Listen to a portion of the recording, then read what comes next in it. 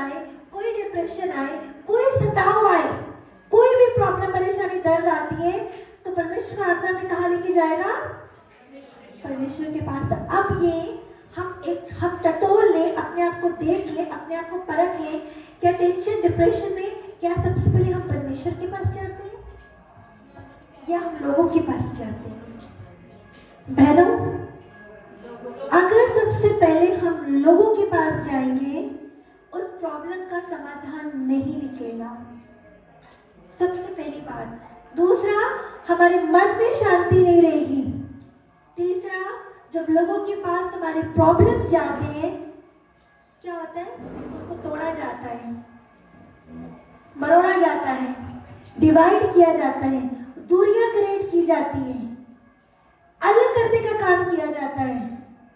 अब समझ रहे हो क्या? किस किस को समझ आ रहा है? समझ आ रहे हैं?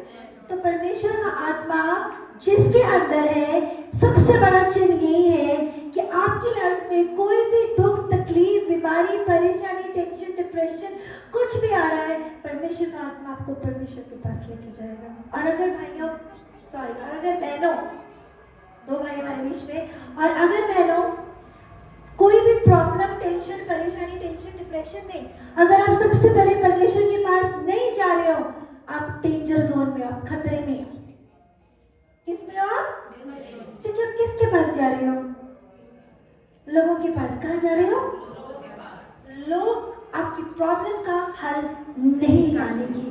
प्लीज आज इस चीज को समझ लो। हम एक चर्च में बैठे हैं, परमेश्वर का आत्मा हमारे बीच में है। लोगों से अपनी प्रॉब्लम्स बोलनी, बतानी, कहनी बंद कर दो। हमें लगता है कि हमें कोई चाहिए जो मेरे दुख को समझे, जो मेरे दर्द को समझे, मैं जिससे दिल की बात कर सकूं, मैं जिससे प्रॉब्लम बता सकूं। और अक्सर कई बार क्या होता है, जब हमारी लाइफ में कोई प्रॉब्लम आती है, हम ढूंढते हैं किसी को, मैं किससे बात करूं, मैं किससे बात करूं, मैं किससे बात करूं। बहनों, जिससे भी बात करोगे ना, वो तोड़ेगा। जिस मनुष्य से बात करोगे वो तोड़ेगा, लेकिन अगर आप परमेश्वर से बात करोगे, वो आपको जोड़ेगा।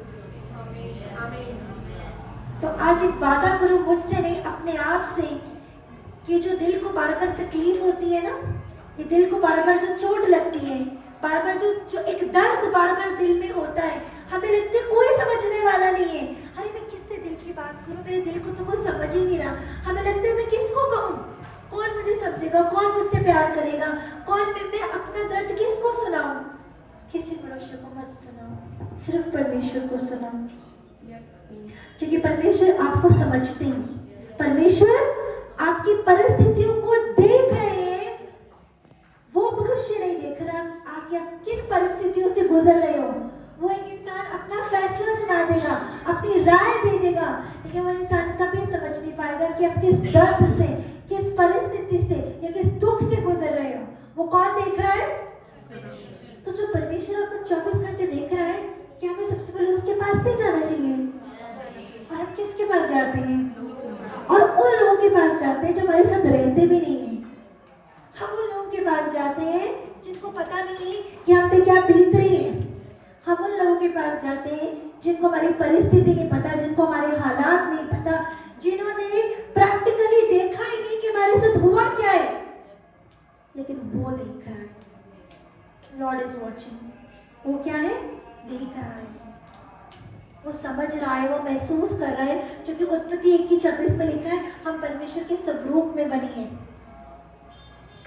एक बच्चे के दर्द को उसकी मां समझ सकती है। 99% माएं अपने बच्चे के दर्द को समझ सकती है, महसूस कर सकती है। बच्चा अगर गिरेगा, माँ के दिल को या तीर लगेगा। क्यों? क्योंकि वो उसके जिस्म का एक हिस्सा है, उसका खून है। और वो जिसने मेरे लिए, आपके लिए अपना लहू बहा दिया, जिसके स्वरूप में हम बने, क्या वो हमें समझेगा नहीं? फिर ये गलतियां हम क्यों करते हैं? ये हमें बहुत बड़ी एक गलती है, ये हमें बहुत बड़ा कसूर है, ये हमें बहुत बड़ी कमी है कि परमेश्वर को जानने के बावजूद भी हम परमेश्वर के पास सबसे पहले नहीं जाते। हम उन लोगों के पास जाते हैं जिनका हमारी जिंदगियों से या हमारी परिस्थितियों से कोई इतना लेन देन नहीं है। कितनी अजीब बात है ना, हम प्रॉब्लम्स भी उनको सुनाते हैं जो हमारे साथ रहते ही नहीं है। हम अपना दुख दर्द भी उनके साथ शेयर करते हैं जिन्होंने हमें दुख दर्दों से गुजरते हुए नहीं देखा, लेकिन जो हमें देख रहा है हम उसके पास नहीं जा रहे। Am I right, sister जी? आपको समझ आ रहा है? हालेलुया। तो जिसके अंदर परमेश्वर का आत्मा है, परमेश्वर का आत्मा कहाँ लेके जाएगा? परमेश्वर के पास। ठीक है, हमें परमेश्वर ने दानों वरदानों से भरा है, बहुत अच्छी बात है, लेकिन असली परीक्षा तो तब होती है ना जब डंडा लगता है, जब तीर चुभता है, जब तकलीफ आती है, जब दर्द आता है। कोई भी दर्द हो सकता है, इमोशनल, मेंटल, फिजिकल, फाइनेंशियल, कोई भी दर्द हो सकता है भाई, कोई भी तकलीफ आ सकती है लाइफ में। बाइबल में ये नहीं लिखा कि दर्द नहीं होंगे, तकलीफ नहीं होगी, बाइबल में ये लिखा है कि दुनिया के अंत तक मैं तुम्हारे साथ हूँ।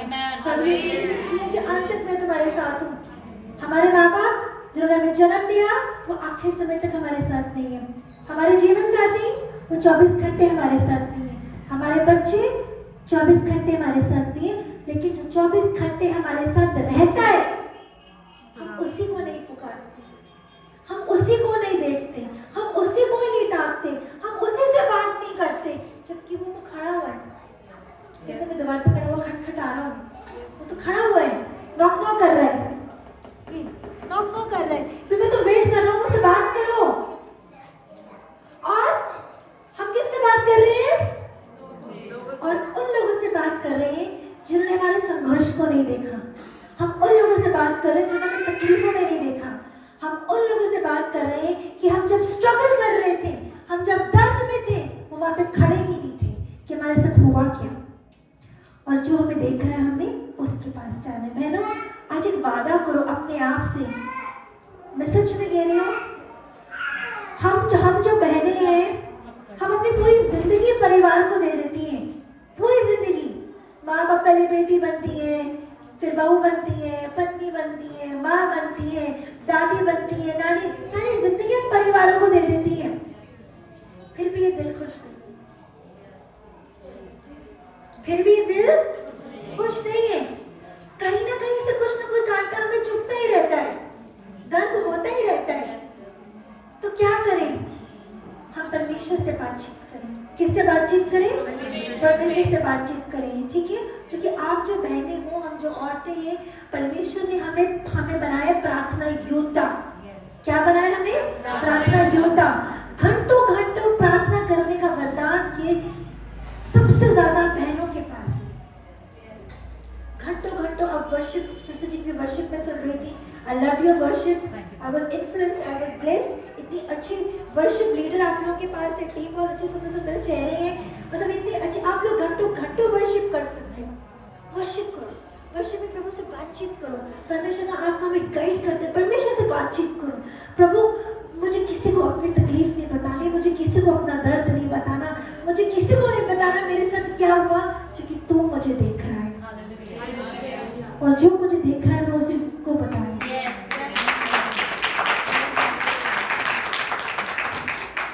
तो आज की बात ये नहीं सोचना कि मैं अपनी प्रॉब्लम किसको बताऊं, जो देख रहा है उसी को बताओ, जो सुन रहा है उसी को बताओ, और जो आपसे बेइंतहा मोहब्बत करता है उसी को बताओ। आज अगर किसी को बोलूं कि मेरे लिए जान दे दो, मेरे कोई जान नहीं देगा, लेकिन अगर किसी ने आपके और मेरे लिए जान दी है, हम जब पैदा भी नहीं हुए थे, एग्जिस्ट भी नहीं करते थे, नामो निशान नहीं था, वो प्रभु यीशु मसीह है। हम जब प्रभु यीशु मसीह से प्रेम करते हैं, हम जब प्रभु यीशु मसीह पर विश्वास करते हैं, हम जब प्रभु यीशु मसीह पर निर्भर करते हैं, हमारे मन में एक शांति आती है। बहनों, मन में शांति आनी बहुत जरूरी है, और वो सिर्फ प्रभु यीशु मसीह देंगे, क्योंकि हमें उम्मीद है, क्योंकि हमें विश्वास है, क्योंकि हम निर्भर कर रहे हैं प्रभु यीशु मसीह पर, और वो ही करेगा। प्रभु तो देख रहा है ना, जब कोई दर्द तकलीफ आए ना, प्रभु तो देख रहा है ना, जब कोई कांटा चुभे, प्रभु तो देख रहा है ना, प्रभु देख रहे हैं, वो सुन रहे हैं। लेकिन हम क्या करते हैं? हम गलत ट्रैक पे चले जाते हैं। हम कहाँ चले जाते हैं? लोगों के पास चले जाते हैं, उन लोगों के पास जाते हैं जो हमारे साथ रहते भी नहीं, और वो क्या काम करते हैं? तोड़ने का, अलग करने का, कान भरने का। 90% लोग नेगेटिव कर देते हैं और फिर चूंकि उन लोगों से हम बात करते हैं, उन लोगों पे हम निर्भर होते हैं, उनकी बातों से इन्फ्लुएंस हो जाते हैं, प्रभावित हो जाते हैं। प्रभु यीशु मसीह को तोड़ने का काम नहीं करते, वो जोड़ने का काम करते हैं। तसल्ली भी कौन दे सकता है? सिर्फ यीशु मसीह। तो मैं यही बोल के आपको इनकरेज करूंगी, आपको मोटिवेट करूंगी। ठीक है, प्रभु यीशु मसीह के बंदे हैं, हम प्रभु यीशु मसीह पे विश्वास करते हैं, हम प्रभु यीशु मसीह से प्रेम करते हैं, प्रभु यीशु मसीह में दानों वरदानों से भरा है, हम वचन को जानते हैं, हम बाइबल पढ़ते हैं, हम दुआ करते हैं, हम संडे चर्च आते हैं, हम सब कुछ करते हैं, हम अपने को विश्वासी बोलते हैं, क्रिश्चियन बोलते हैं। लेकिन बहनों, परमेश्वर का आत्मा हमें हर परिस्थिति में परमेश्वर के पास लेके जाए। तो इस चीज को आज टटोल लो, इस चीज को आज अपने अंदर देख लो, कौन सा आत्मा अंदर चल रहा है। मेरा कोई हक नहीं किसी पे उंगली उठाने का, परमेश्वर ने अधिकार मुझे नहीं दिया, लेकिन आज वक्त है अपने आप को देखने का, कौन सा आत्मा मेरे अंदर चल रहा है, ये कौन सी आत्मा है, कौन सी स्पिरिट है जो मेरे अंदर चल रही है, जो मैं प्रभु की होके भी मैं प्रभु के साथ नहीं चल रही। मैं प्रभु की हो, मैं मुंह से बोलती हूँ कि मैं प्रभु की हूँ, मैं विश्वास करती हूँ, लेकिन मैं फिर भी प्रभु के साथ नहीं चल रही। मैं तो लोगों पे निर्भर हूँ, लोग मेरी जिंदगी का फैसला करेंगे, लोग बताएंगे कि मुझे दुखों तकलीफों बीमारी परेशानियों में क्या करना है, कि कौन सा स्पिरिट लेके हम चल रहे हैं। जबकि हम कहते हैं, हम एक गाना है, असी यीशु दे बंदे हाँ, आजाद परिंदे हाँ, नफरत दे बदले अस प्यार ही करते हाँ। कैसा प्यार है ये? हम तो प्रभु से प्यार की कर रहे, लोगों से प्यार कैसे करेंगे? हम अपने प्रॉब्लम्स लोगों के पास ही नहीं लेके जा रहे, तो मतलब अपनी प्रॉब्लम्स प्रभु के पास ही नहीं लेके जा रहे, तो हम कैसे बंदे हैं?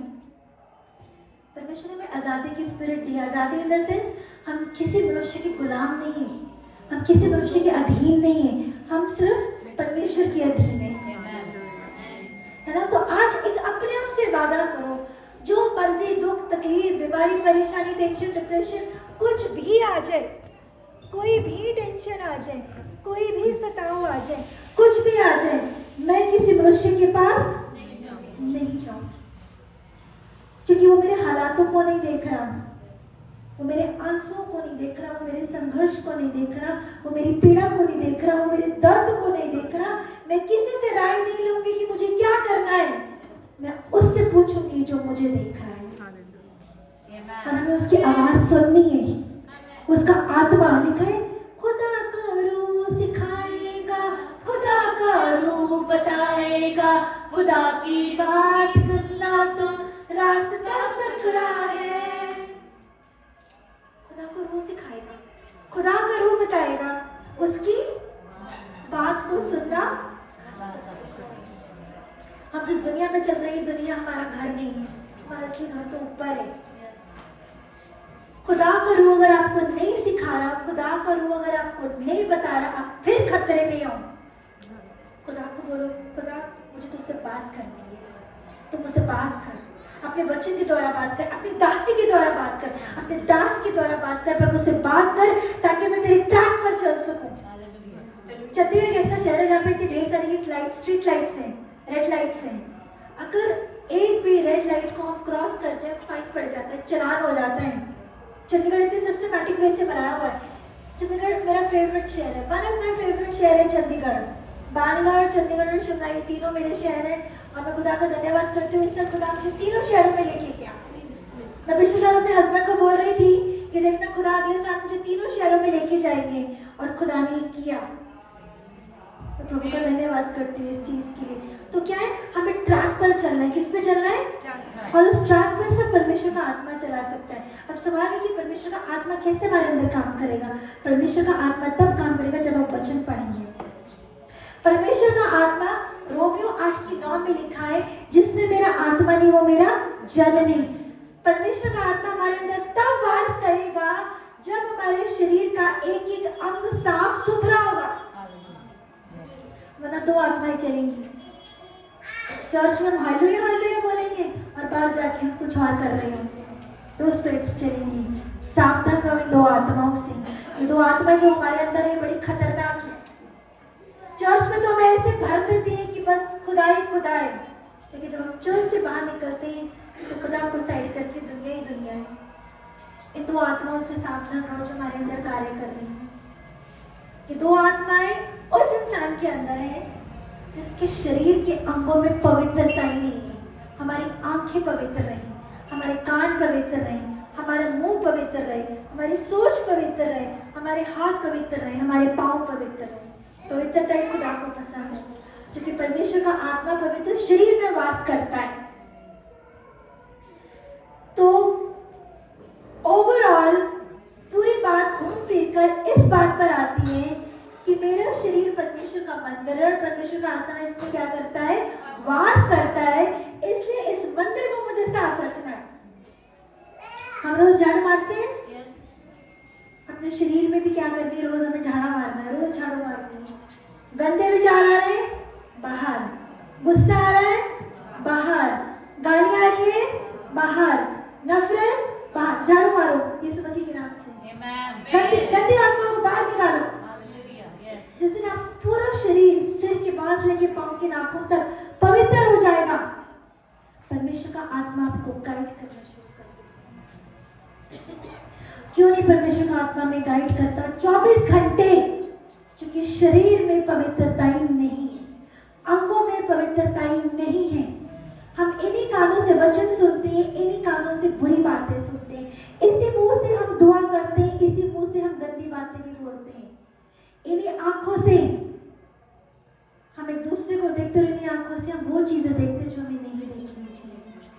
पाप की शुरुआत आंखों से होती है और दिमाग पर चढ़ती है। तो बहनों, एक ही चीज बोलूंगी, अपने शरीर के अंगों के लिए प्रार्थना करनी शुरू करो कि ये पवित्रताई में रहे। हमने मुंह से कुछ बुरा नहीं बोलना, आंखों से कुछ गलत नहीं देखना, कान से कुछ बुरा नहीं सुनना। जो बोलता है खुदा आपको बंद कर दे अपनी शांति के लिए, तभी परमेश्वर का आत्मा आपको गाइड करेगा। क्यों आज 90% लोग जो यीशु मसीह को मानते हैं, जो यीशु मसीह पे विश्वास करते हैं, क्यों वो दो आत्माओं में चल रहे हैं? चर्च के अंदर वो इतने प्रभावित हो जाते हैं, इतने मोटिवेट हो जाते हैं, इतने आत्मा से भर जाते हैं कि वो खुदा ही दिखता है। मैं खुदा के साथ चलूंगा, अब मैं खुदा के साथ चल रही हूँ, सही में। लेकिन बाहर निकलते हैं वो क्या हो जाते हैं, दुनिया के हो जाते हैं। क्यों वो टू स्पिरिट्स आज चल रही है लोगों के अंदर? क्यों वो दो आत्माएं आज हमारे अंदर चल रही हैं? क्योंकि हम संसार के होते जा रहे हैं। और किसके स्वरूप में बने हैं? परमेश्वर के। अपने शरीर के अंगों का ध्यान रखो, क्योंकि ये परमेश्वर का मंदिर है। ये साफ सुथरा होना बहुत जरूरी है, ये पवित्र होना बहुत जरूरी है। तभी परमेश्वर का आत्मा आपको 24 घंटे गाइड करेगा। और परमेश्वर की आत्मा का सबसे बड़ा चिन्ह पता क्या है? वो आपको पाप करने से रोकता है। अंदर से आवाज आती है गलत है, और जो मसीही गलती कर रहे हैं, उनको पता है वो गलत कर रहे हैं, परमेश्वर का आत्मा उन्हें गाइड नहीं कर रहा, क्योंकि वो जानते गलत कर रहे हैं, वो जानबूझ के गलत कर रहे हैं, उनको पता है गलत है फिर भी गलत कर रहे हैं, और वो कंट्रोल नहीं कर पा रहे, क्योंकि परमेश्वर का आत्मा उन्हें गाइड नहीं कर रहा, क्योंकि पाप हमारे जीवन में है। तो बहनों, बस 2 मिनट और लूंगी, मुझे पता है टाइम बहुत हो रहा है। सब अपनी आंखों को बंद करेंगे। हम आज अपने शरीर के अंगों के लिए प्रार्थना करते हैं। प्रभु यीशु मसीह, हम सब बोलेंगे, प्रभु यीशु मसीह, मैं अपने कानों के लिए प्रार्थना करती हूँ, मैं अपने मुंह के लिए प्रार्थना करती हूँ, मैं अपनी आंखों के लिए प्रार्थना करती हूँ, मैं अपने दिमाग के लिए प्रार्थना करती हूँ, मैं अपने हाथों के लिए प्रार्थना करती हूँ, मैं अपने पाँव के लिए प्रार्थना करती हूँ। इसको पवित्र कर, इसको छू। प्रभु यीशु मसीह छूइए, इसके अंदर से गंदगी निकालिए, गंदे आत्माओं को निकालिए, गंदे स्पिरिट्स को निकालिए, आउट करिए, ताकि आपका आत्मा मेरे अंदर वास करे और आपका आत्मा मुझे 24 घंटे गाइड करे। 24 घंटे, क्योंकि जिसके अंदर परमेश्वर का आत्मा है वो परमेश्वर पर निर्भर करता है। 2 मिनट के लिए आंखें बंद करके दुआ करो, खुदा से बातचीत करो, ताकि आपके जो बॉडी पार्ट्स है, आपके जो शरीर के अंग है, ये जो असली मंदिर है, ये साफ सुथरा रहे। दुआ करिए, सब दुआ करिए, सब अपनी आंखों के लिए दुआ करिए, अपने कान के लिए दुआ करो, अपने दिमाग के लिए दुआ करो, अपने हाथों के लिए दुआ करो, अपने दिल के लिए दुआ करो, अपने दिमाग के लिए दुआ करो।